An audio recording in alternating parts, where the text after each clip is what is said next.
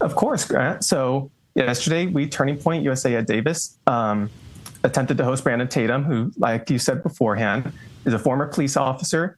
And we thought it would be good to have him discuss about maybe race in America or Christian values, or maybe talk about even law enforcement in America. And as we were gearing up and setting up our tent and everything, even before Brandon was even there, about 30 or so masked Antifa protesters came up and immediately turned to violence, assaulting us and trampling over our table. They injured a few of our students, and they proceeded to attack a few of our supporters. And while this was all going on, shockingly, there were 6 or so campus police officers standing watch, and they did not intervene during all of this altercation. And as far as I'm aware, no arrests were made and no accountability was enforced. And after this altercation, we chatted with student affairs and the campus police as they heavily pressured us to cancel our event. But we were not going to allow these leftist lunatics to cancel open dialogue and free speech on a college campus. Jackson, I want everyone at home to consider this. The police and administration want you to cancel your event, which would be bowing down to violent, as you say, lunatics. They're the ones that should have their event canceled, meaning, you know what, you arrest them. They don't have an event if they're in jail, and the police did nothing. Do they say anything to you about why they do nothing when clearly laws are being broken right before their eyes?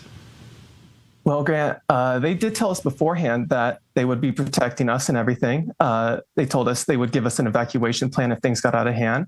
And as this altercation happened, we didn't see that. You can hear in the video, we're calling out for the police, for the cops. They're right next to us. And then we're left to our own devices. As far as I know, like I said before, no arrests have been made. But UC Davis and the chancellor were quick to put out a statement condoning the violence. But that doesn't matter much to us. Actions speak louder than words. We would like the university to prevent future outside terror organizations like Antifa from ever entering our campuses and arresting those who incited this violence yesterday. Let me ask you one last question. I've seen plenty of Turning Point USA events, like Brandon. Charlie Kirk does radio where I do radio at Salem Media. Always willing to answer questions, have a dialogue. It's not like you're shutting anybody down at these events, are you? No, never. We always try to keep an open and honest dialogue with everyone, no matter how hateful the language is spewed onto us. He's a great guy. It was one of my first times meeting with him personally. And even though there were about 30 or so Antifa protesters against us, Brandon Tatum talked to us and he said, "Hey, I'm going to keep you guys safe." Even though it was one of him and 30 of them, we felt safe underneath his watch. So we greatly appreciate him standing up for us. I promise you, if there's a guy you're going to feel safe next to, Brandon Tatum's one of them.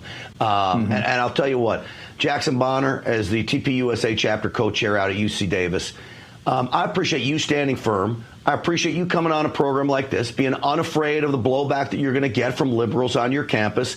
It's voices like yours from young people that are continue to move this country in the right direction. And I'm grateful for you, my friend. So thank you. Keep up the good work out there. And thanks for sharing your story today. Thank you, Grant. Thank you for having me on your show today.